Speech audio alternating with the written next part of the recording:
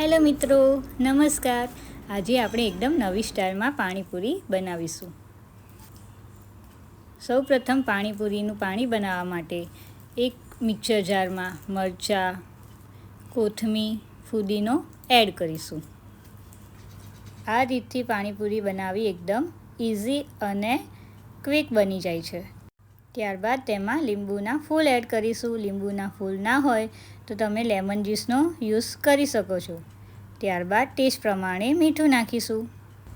ફુદીનાની પેસ્ટને આપણે ઠંડા પાણીમાં એડ કરીશું. એકદમ ઇઝી રીતે પાણી આપણું રેડી થઈ જાય છે. ત્યારબાદ તેમાં હાફ ટીસ્પૂન જેટલું મીઠું એડ કરીશું. બધી વસ્તુને સરખી રીતે મિક્સ કરીને પાણીપુરીનું પાણી રેડી છે. પાણીપુરીમાં મસાલો બનાવવા માટે બટાકા અને ચણાને આપણે બોઇલ કરી લેશું અને ત્યારબાદ આવી રીતે મિક્સ કરી લેશું. જે ફુદીનાની ચટણી બનાવી છે આપણે તેનાથી જ આપણે પાણીપુરીનો મસાલો પણ રેડી કરીશું.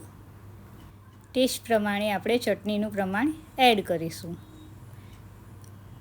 અને જો તેમાં મીઠું ઓછું લાગે તો તેમાં હાફ ટીસ્પૂન જેટલું મીઠું એડ કરીશું. છે ને એકદમ ઇઝી રીત અને ખાવામાં પણ એકદમ ટેસ્ટી લાગે છે. એકવાર જરૂરથી આ રેસીપી ટ્રાય કરજો. Thank you. લાઈક કરવાનું ભૂલતા નહીં.